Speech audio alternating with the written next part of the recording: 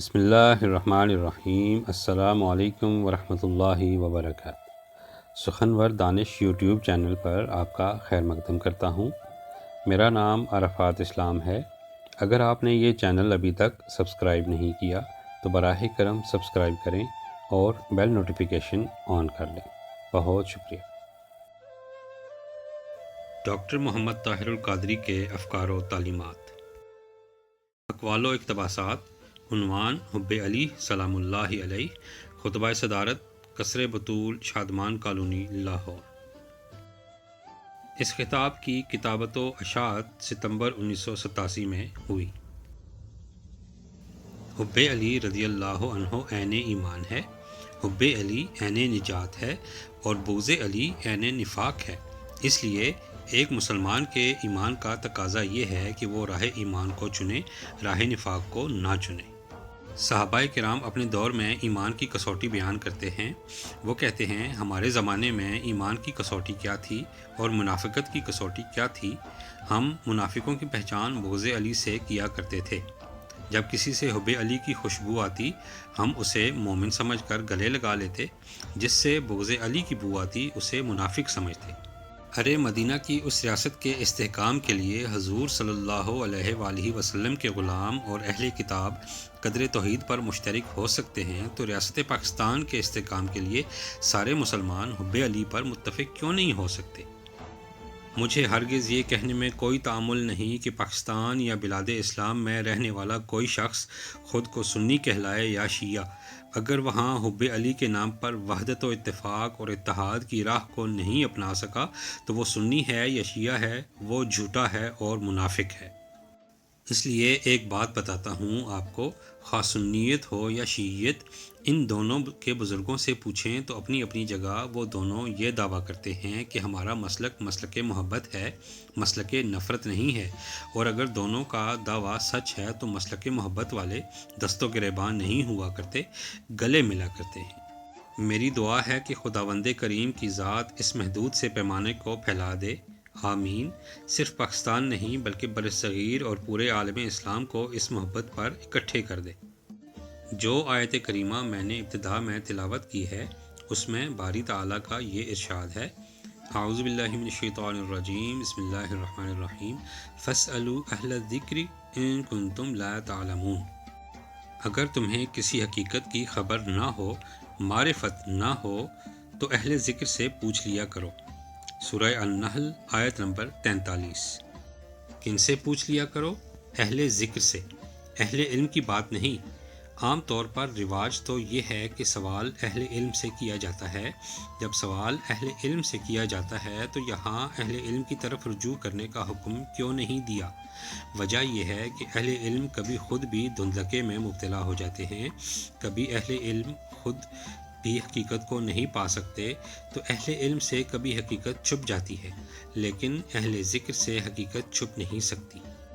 اس لیے فرمایا کہ شک والوں کے پاس جانے کی بجائے یقین والوں کے پاس جایا کرو، کیونکہ شک والا صاحب عقل ہوتا ہے اور یقین والا صاحب عشق ہوتا ہے، اور عقل پاؤں سے اٹھنے والی گرد میں گم ہو کے رہ جاتی ہے اور عشق بڑھ کے محبوب کے نقاب کو اٹھا دیتا ہے۔ عقل اور عشق کی اس کیفیت کو علامہ اقبال کا یہ شعر واضح کر دیتا ہے، بو علی اندر غبار نا کا گم، دست رومی پردائے محمل گرفت۔ تو قرآن نے اہل علم کی طرف جانے کی بجائے اہل ذکر کی طرف جانے کی بات کی ہے۔ اب اس آیت کریمہ میں 3 چیزوں کا ذکر آیا ہے۔ ایک خود ذکر کا کہ ذکر کیا ہے، اہل ذکر کون ہیں، اور پھر کسی حقیقت کی خبر نہ ہو تو اہل ذکر کے پاس جایا کرو۔ 3 چیزوں کا بیان ہے اس آیت کریمہ میں، اور آج کی گفتگو مختصراً ان چیزوں کے بیان پر مشتمل ہوگی۔ قرآن کریم چونکہ اللہ کا کلام ہے اور وہ ذات خود غیر محدود و لامتناہی ہے، تو جب ذات لامتناہی ہوتی ہے تو اس کی ہر صفت بھی لامتناہی ہوتی ہے۔ تو جس طرح خدا کی ذات کی کوئی حد اور جہت نہیں، اس لیے قرآن کی ہر آیت کی تفسیر کی بھی کوئی حد اور جہت نہیں۔ اس لیے اگر آپ یہ سمجھیں کہ میں آج جو کچھ بیان کروں گا وہ اس آیت کی تفسیر ہے، وہ غلط ہے۔ یہ اس آیت کی کروڑوں تفسیروں میں سے ایک چھوٹی سی تفسیر ہے۔ یہ آیت ایک موتی ہے جس کے ہر حرف سے کرنیں نور کی پھوٹ رہی ہیں، میں ان متعدد کرنوں میں سے کسی ایک کرن کی نشاندہی کروں گا، باقی سب کچھ رہ جائے گا۔ تو قرآن پاک میں ارشاد ہے، اگر تمہیں کسی حقیقت کی خبر نہ ہو تو اہل ذکر سے پوچھو۔ اب قرآن ہی سے پوچھتے ہیں کہ تو ذکر کسے کہتا ہے؟ اب چونکہ یہ قرآنی حکم ہے، اس کا بہترین حل یہ ہے کہ خود قرآن سے سوال کیا جائے کہ تیری نظر میں ذکر کیا ہے؟ تو قرآن کہتا ہے، اعوذ باللہ من الشیطان الرجیم، ان نحن نزلنا الذکر وانا لہ لحافظون، سورہ الحجر آیت نمبر 9۔ اس کا جواب خود صاحب کلام دیتا ہے، اے پوچھنے والے، یہ قرآن جس ذکر کی بات کر رہا ہے وہ ذکر کوئی اور نہیں، یہ قرآن خود ہی ذکر ہے۔ ذکر تو تمہارے سامنے ہے، ذکر کرنے والوں کی تلاش کرو۔ ذکر تمہارے سامنے ہے، ذکر کرنے والے کون ہیں اس کی تلاش کرو۔ قرآن کہتا ہے، ارشاد باری تعالیٰ ہے، بے شک ہم نے ہی اس ذکر کو نازل کیا اور ہم ہی اس ذکر کی حفاظت کرنے والے ہیں۔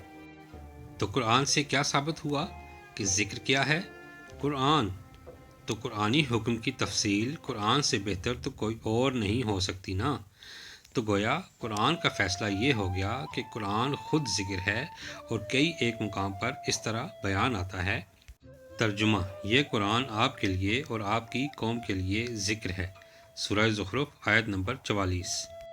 ایک اور مقام پر ارشاد باری تعالیٰ ہے، ترجمہ، یہ پوری کائنات کے لیے ذکر ہے، سورہ الانعام آیت نمبر 91۔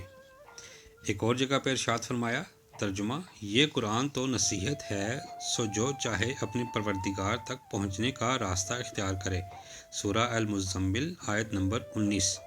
تو قرآن اول سے آخر تک کہتا ہے کہ میں اول سے آخر تک ذکر ہی ہوں، قرآن سراسر ذکر ہی ذکر ہے۔ چلو اتنی ہی آیتوں پر اکتفا کریں تو یہ بات طے ہو گئی کہ، ترجمہ، کہ ذکر والوں سے پوچھ لیا کرو، سورہ النحل آیت نمبر 43۔ اگر تمہیں کسی حقیقت کی خبر نہ ہو تو اتنی تو خبر ہو گئی کہ ذکر قرآن ہے۔ اب سوال یہ ہے کہ قرآن والے کون ہیں جن سے قرآن کی بھی خبر ملے اور حقیقت کی بھی خبر ملے؟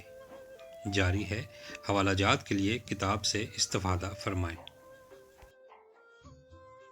مجدد عصر شیخ الاسلام ڈاکٹر محمد طاہر القادری کے حب علی علیہ السلام کے موضوع پر کیے گئے خطاب کے بقیہ مضامین کے لیے سخنور دانش یوٹیوب چینل کے ساتھ جڑے رہیے۔ کمنٹ میں اپنی مفید آراء سے ضرور آگاہ کیجیے گا، اور ویڈیو اچھی لگے تو لائک اور شیئر ضرور کیجیے گا۔ رب العزت آپ کو جزائے خیر عطا فرمائے۔ السلام علیکم ورحمۃ اللہ وبرکاتہ۔